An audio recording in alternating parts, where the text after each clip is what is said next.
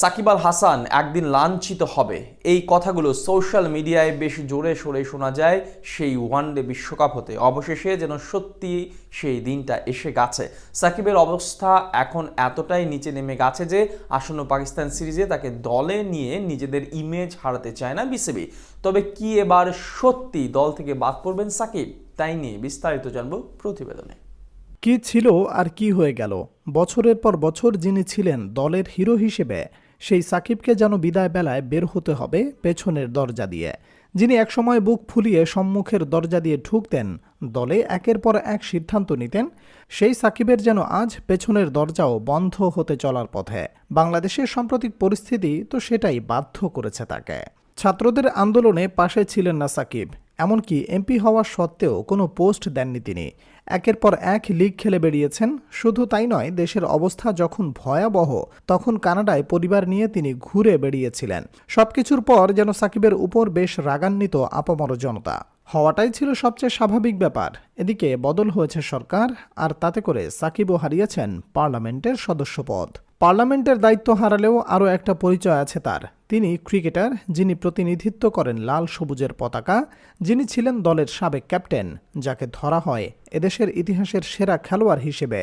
তবে সবটাই যেন এখন অতীতের পথে। আবার তাকে দলে দেখা যাবে কিনা সেটাই এখন বড় প্রশ্ন। ছাত্রদের আন্দোলনের পর নিজ দেশে ইমেজ হারিয়েছেন। অনেকে আবার তাকে দেখতে চান না জাতীয় দলে। নতুন দেশে নতুন ক্রিকেট শুরু হবে, আর সেখানে অনেকের চাওয়া পুরনো সাকিবকে আর না নেওয়ার। এই মাসেই যে বাংলাদেশ 2টি টেস্ট খেলবে পাকিস্তানের বিপক্ষে, সেখানে সাকিবের থাকা অনেকটা নিশ্চিত থাকলেও এখন সেটা বড় প্রশ্নবিদ্ধ এক ব্যাপার। ক্রিকেট ম্যানেজমেন্টের বরাত দিয়ে জানা যায় বেশ কিছু তথ্য। সেখানে উঠে আসে দলে থাকার জন্য সাকিব বেশ কিছু শর্ত দিয়েছেন। যেহেতু এই সিরিজটা হবে পাকিস্তানের মাটিতে, তাই সিরিজে দলে থাকতে চান তিনি।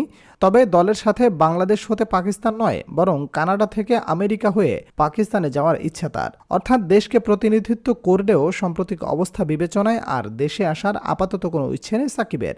আর সে কারণেই তো বিসিবিকে এরকম প্রস্তাব দিয়েছেন সাকিব। গুঞ্জন শোনা যাচ্ছে অনেকটা এরকমই।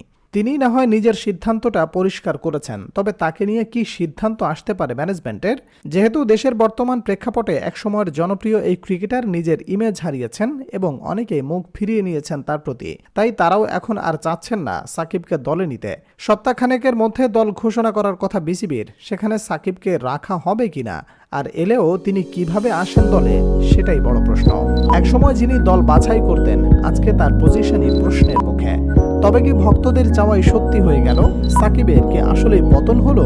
পাকিস্তান সিরিজের দল ঘোষণা করলেই পাওয়া যাবে এর নিশ্চয়তা।